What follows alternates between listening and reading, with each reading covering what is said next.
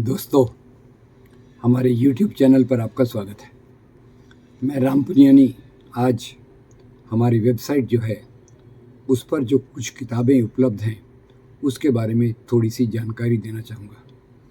मेरी कोशिश ये रही है कि समाज में एक लोकतांत्रिक चेतना का विकास हो, संवैधानिक मूल्यों का विकास हो और उसके चलते कुछ छोटा मोटा लेखन का काम मैं करता रहा हूँ। अभी ये किताबें लोगों तक पहुँचे इसके लिए हमारी वेबसाइट पर ये सब उपलब्ध हैं, तो उनके बारे में कुछ मैं आज बताऊंगा।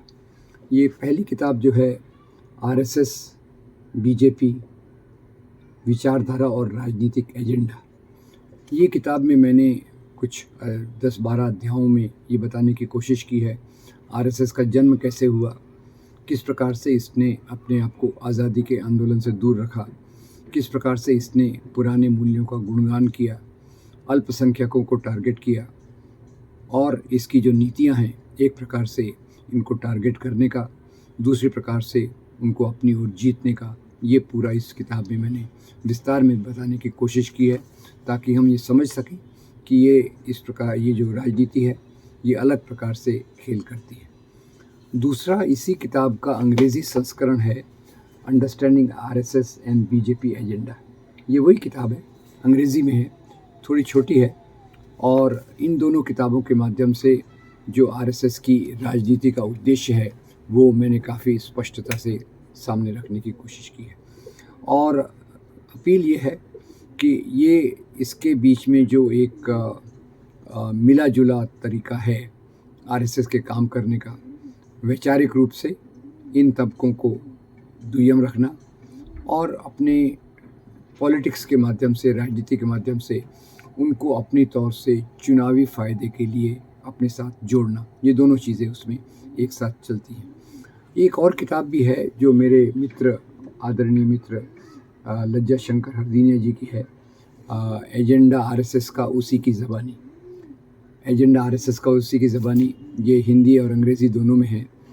इसमें मुख्य रूप से हरदीनिया जी ने क्या किया है कि आरएसएस के जो नेता रहे हैं उनके बयानों के माध्यम से उन्होंने इस बात को सामने रखने की कोशिश की है कि उनका एजेंडा वास्तव में क्या है, जो मैंने अपनी किताब में बताने की कोशिश की है।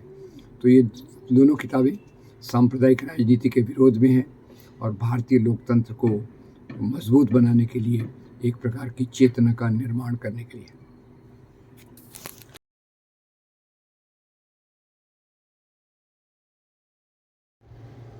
कैसे सुप्रीम कोर्ट ने कहा कि वहाँ मंदिर होने का कोई सबूत नहीं है, कैसे सुप्रीम कोर्ट ने कहा भगवान राम के जन्म वहीं हुआ था, इसका भी कोई सबूत नहीं है। तो ये अयोध्या वाली किताब है। दूसरी एक जो किताब है वो है quest for social justice. Bharat के संदर्भ में सामाजिक न्याय ये एक सबसे महत्वपूर्ण मुद्दा रहा है।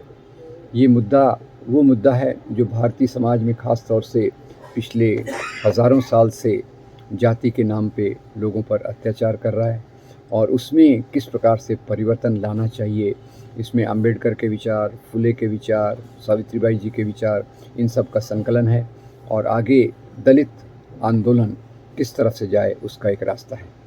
ये एक और किताब है टेररिज्म, ये अंग्रेज़ी में भी है, हिंदी में भी है। पूरा नाम है टेररिज्म एक्सप्लेन, आतंकवाद एक्सप्लेन।